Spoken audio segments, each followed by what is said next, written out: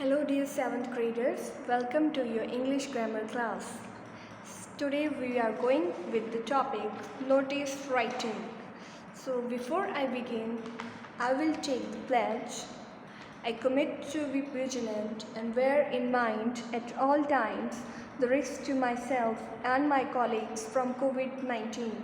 A promise to take all necessary precautions that prevent the spread of this deadly virus. A promise to follow and encourage others to follow the key COVID appropriate behaviors. To always wear a mask, face cover, especially when in public places. To maintain a minimum distance of 6 feet from others. To wash my hands frequently and thoroughly with soap and water. Together, we will win this fight against COVID-19. So now let's continue with our today's topic, which is notice writing.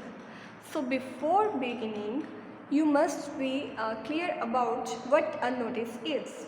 Notice होता क्या है? A notice is used to inform people about an event or an activity such as a competition, a picnic, an event, a meeting, a show or an exhibition. Notice को हम use करते हैं लोगों को inform करने के लिए. लोगों को किस चीज़ के बारे में हम इन्फॉर्म करते हैं? किसी इवेंट के बारे में, जैसे कि कोई कंपटीशन हो गया, कोई पिकनिक हो गई, मीटिंग हो गई, शो या फिर एग्जीबिशन हो गई. सो इन चीज़ों के बारे में जब हम लोगों को नोटिफाई करते हैं तो उस चीज़ को हम नोटिस बोलते हैं. A good notice is always to the point and contains only the necessary details. एक अच्छा नोटिस कौन सा होगा? जो टू द पॉइंट हो, जिसमें एग्जैक्टली वही चीज़ बताई हो जो आपने जो आप बताना चाहते हो, एंड जिसमें सारी नेसेसरी डिटेल्स ही हो, उसके अलावा कोई फालतू की डिटेल्स उसमें ना हो. ना फॉर्मेट ऑफ अ नोटिस. अब नोटिस को लिखने का आपको फॉर्मेट कौन सा फॉलो करना है? So this is the format that you will follow to write a notice. अब ये फॉर्मेट फॉलो करोगे. आपने जो नोटिस लिखना है उसको आपने एक बॉक्स में डालना है. ठीक है. सबसे पहले आप लिखोगे अ कैची हेडिंग. जो भी इवेंट होगा, क्वेश्चन में गिवन होगा, उसके बारे में आपको एक कैची हेडिंग लिखनी है. After that you will write the name of the event. उसके बाद आप लिखोगे कि इवेंट है क्या. After that you will write the date of the event. उसके बाद आप लिखोगे कि जो इवेंट है वो किस दिन ऑर्गेनाइज किया जाएगा. After that you will right time of the event, कि इवेंट कितने बजे से कितने बजे तक चलेगा. After that you will write the venue of the event. उसके बाद आप क्या लिखोगे कि कौन सी प्लेस में इवेंट हो रहा होगा. वेन्यू हो गया प्लेस, कि किस प्लेस पे, किस डेस्टिनेशन पे इवेंट ऑर्गेनाइज होगा. After that you will write the details of the event in the form of a paragraph. आप एक पैराग्राफ फॉर्म करोगे और उसमें डिटेल्स लिख दोगे कि कौन कौन उस इवेंट में शामिल होगा, कौन कौन से परफॉर्मेंसेस होंगे, या फिर कौन कौन से लोग पार्टिसिपेट कर सकते हैं. वो डिटेल्स आप लिखोगे एक पैराग्राफ की फॉर्म में. After writing all this you will write the name of the issuing authority. आप फिर लिखोगे उस पर्सन का नाम जिसने इस नोटिस को प्रिपेयर किया होगा. ये भी क्वेश्चन में गिवन ही होगा. After that you will write the designation of the issuing authority. सबसे बाद में आप क्या लिखोगे कि जो इशूइंग अथॉरिटी है, जिसने इस नोटिस को तैयार किया है, उसका डेजिग्नेशन क्या है, मतलब उसकी पोजीशन क्या है, जहाँ उसका रैंक क्या है. ठीक है. आप लास्ट में उस चीज़ को यहाँ पे मेंशन कर दोगे. अब सबसे पहले आप लिखोगे कैची हेडिंग, उसके बाद नेम ऑफ द इवेंट, उसके बाद डेट. डेट डालने से पहले आप डालोगे ऑन, कि किस दिन वो ऑर्गेनाइज किया जाएगा. टाइम के आगे आप डालोगे फ्रॉम, और वेन्यू जो प्लेस होगी उसके आगे आप डालोगे एट. ठीक है. On for date, from for time and at for venue. ये आपने प्रपोजिशंस का ध्यान रखना है. उसके बाद आप लिखोगे details, name of the issuing authority and designation of the issuing authority. So this is the format that you will follow to write a notice. So now let's begin with one example. Question 1. You are Varun, cultural secretary of Meera International School. अब आप क्या हो, आप वरुण हो। वरुण मतलब ये हो गया जो पर्सन जिसने ये नोटिस तैयार किया है ना, name of the issuing authority, ये उसका नेम हो गया। उसके बाद क्या है, cultural secretary of Meera International School, ये होगी designation of the issuing authority कि उसका रैंक क्या है, वरुण का रैंक क्या है, उसकी पोजीशन क्या है, कि वो कौन है, वो कल्चरल सेक्रेटरी है मीरा इंटरनेशनल स्कूल का। अब स्कूल का नाम भी यहाँ पे ऑलरेडी गिवन है, Meera International School. Your school is organising a musical competition. अब इवेंट यहाँ पे कौन सा है, एक म्यूज़िकल कॉम्पिटिशन। सो ये हो गया name of the event.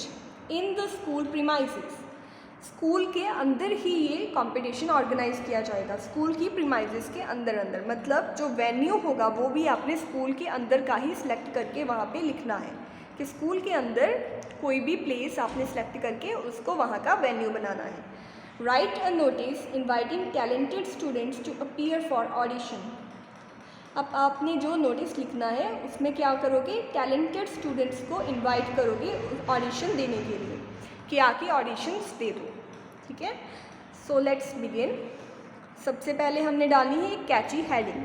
Kainchi heading यहाँ पे म्यूज़िकल कंपटीशन के रिलेटेड ही होनी चाहिए। सो म्यूज़िक के रिलेटेड आप कैची हेडिंग कौन सी डाल सकते हो, लेट द म्यूज़िक स्पीक, ये होगी कैची हेडिंग। इसका पर्पस क्या होता है कि जब भी लोग इसको पढ़े तो नोटिस की तरफ अट्रैक्ट हो, इसमें इंटरेस्टेड हो और पूरा नोटिस एक बार पढ़ लें, ये होता है कैची हेडिंग का purpose. After that you will write the name of the competition. Competition का नेम क्या था, inter school music competition.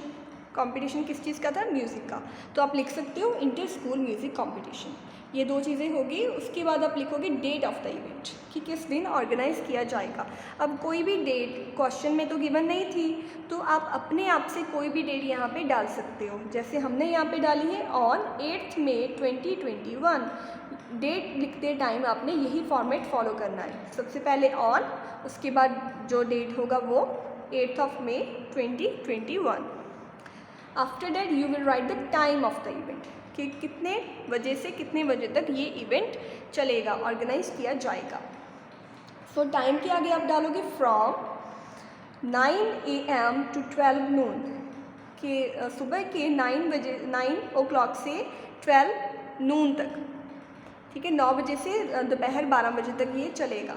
So from पहले डालोगे, उसके बाद 9 AM डालोगे, उसके बाद 12 noon डाल दोगे। After that you will write the venue of the event.